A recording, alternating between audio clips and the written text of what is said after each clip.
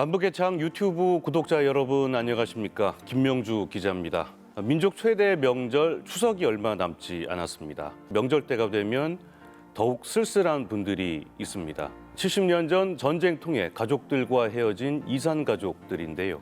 남북의 썰 5번째 이야기는 남북 이산 가족 상봉으로 주제를 잡았습니다. 오늘도 김영석 전 통일부 차관님 나오셨습니다. 안녕하십니까? 네, 반갑습니다.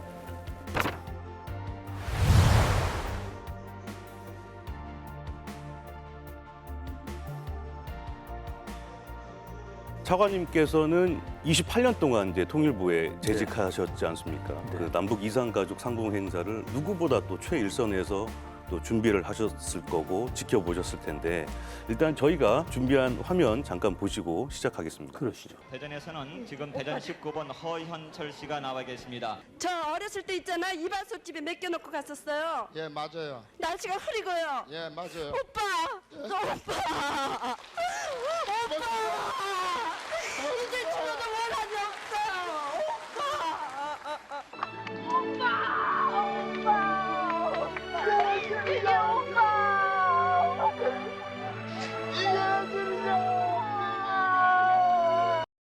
이산 가족 상봉 행사의 가장 그 극적인 장면이었던 그렇죠. 허씨남매의 상봉 장면 네, 아닙니까? 네. 저 이산 가족 특별 생방송 보시고 어떤 기억이 있으십니까? 항적고사 준비를 하고 있을 텐데 네. 6.25 전쟁 시기에 헤어지고 난 다음에 그동안에 같은 대한민국에 살았는데 이제 전혀 소식을 몰랐다는 거예요. 전 국민이 이제 감동의 그런 이제 물결이었죠. 남의 문제가 아니라 나의 문제인 거예요.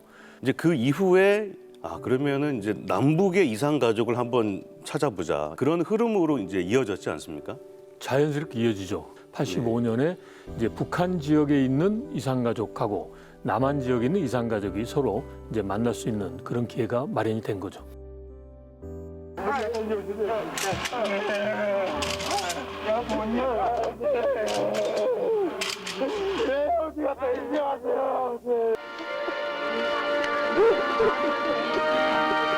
일사 후퇴 때 헤어졌던 두 아들을 부둥켜 안은 아버지는 통곡했습니다.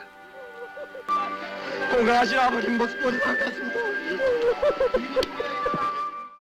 이제 이산 가족의 상봉과 관련해서는 북한이 먼저 제안을 합니다. 56년에. 70년대까지만 하더라도 이제 남쪽보다도 훨씬 더 경제적으로 우월한 그런 이제 상황이었기 때문에 그걸 선전하고자 하는 거예요. 서울과 평양에 그런 이산 가족 방문단하고 그다음에 공연단이 왔는데 이제 북한에서 보니까 이게 85년에 서울이라는 거는 이제 자기들이 생각하는 서울이 아니거든요. 이미 70년대 말부터 해서는 이제 이미 대한민국이 북한보다도 경제적으로 성장한 앞섰던 거예요. 예. 그다음에 또 뭐 기자분들, 그다음에 또 지원 인력까지 해서 약 한 151명 규모로 해서 이제 서울과 평양에 서로 이제 교차해서 이제 방문하는 이제 그런 형태로 이루어졌죠.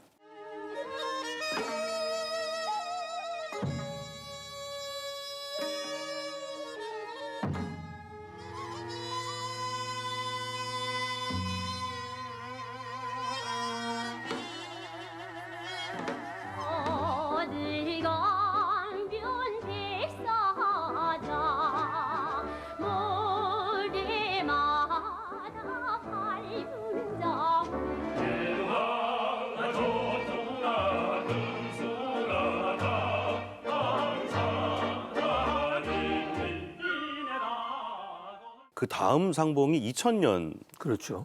않습니까? 그럼 이제 15년간 예. 사실 상봉 행사는 이루어지지 못한 거고 우리 정부는 이제 계속 하자고 노력을 했는데 북측이 응하지 않았던 이유는 뭡니까? 북한은 이제 이산 가족을 인도적 문제로 보지가 않죠.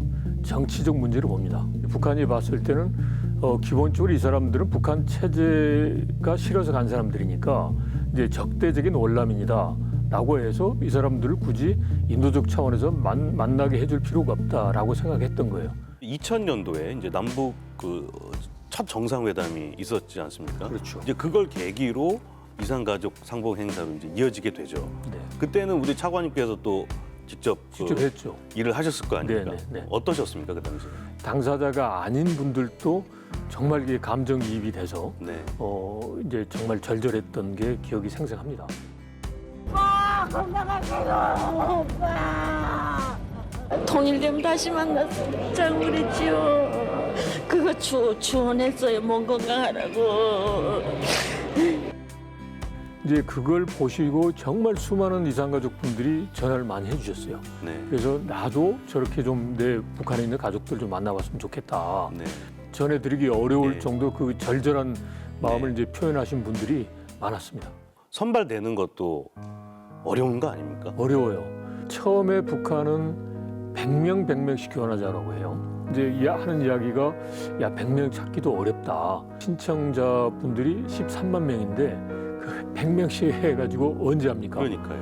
그러면 일단 뭐 화상 상봉이라도 해보자. 또 그게 안 된다면 우리가 좀 편지 교환도 좀 했으면 좋겠다. 최근에는 그때가 이제 15년이었는데 이제 금강산에 이산가족 상설면회소를 네. 설치를 해놨으니까 금강산에서 서로 이제 만나는 이제 그런 형식으로도 해보자. 그런데 기본적으로 이제 북한은 이제 이산가족 부분에 대해서 이제 부담을 많이 느끼죠.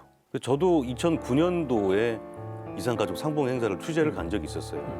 작별 상봉 시간이 또 따로 있지 않습니까? 있죠. 이제 버스를 타고 이제 헤어지는데 그때는 북쪽 관계자들이 어떻게 하질 못하더라고요. 이게 사람과 사람 간의 그런 문제라는 거를 그분들의 내심으로는 알고 있지 않은가 그렇죠. 그런 생각이 듭니다.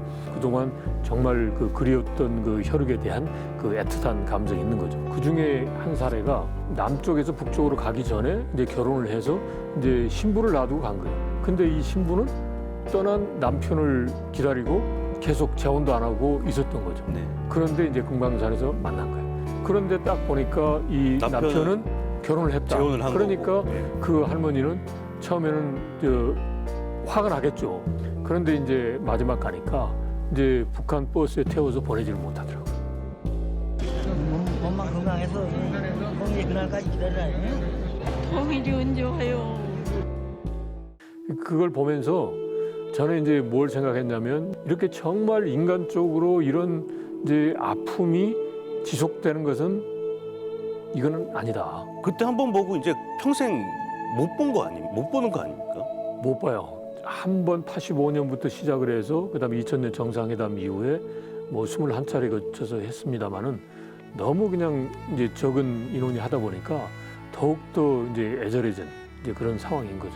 미국으로 건너간 이주한 이산가족들, 북한에 있는 가족을 만나기가 사실은 더 어려운 상황일 텐데 그 재미 이산가족 관련된 법안을 이번에 또 미국에서 하원 의회에서 통과시켰다고 하는데 한반도 이산가족 상봉 법안이라는 걸 만장일치로 통과시켰다는데 재미 동포들의 이산 상봉을 추진하는 법안입니다. 이 문제는 우리가 어떻게 접근을 해야 됩니까? 참 어려운 부분인데요. 미국의 입장에서 보면 그게 아주 이제 마이너한 문제란 말이죠. 후순위로 밀릴 것 그렇죠. 같은데요. 그래서 이산가족 부분은 단지 마음이 애잔하다라는 것도 있지만 인권적 측면에서도 한번 살펴볼 필요가 있어요.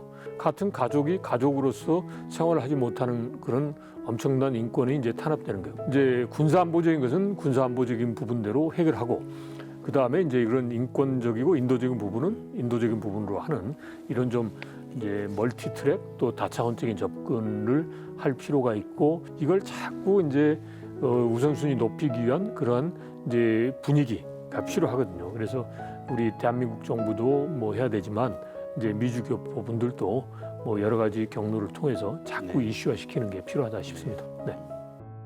제 이북의 부인은 1931년 1월 10일이에요, 생일이. 걔 이름이 이덕영이에요. 저희들을 도와주세요. 동물들도 사랑하고 사는데 제가 벌써 이게 70년이 됩니다.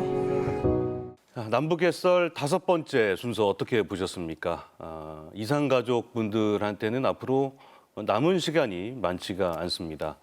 북한의 고위 당국자들이 이 방송을 보고 있다면 간곡히 호소합니다.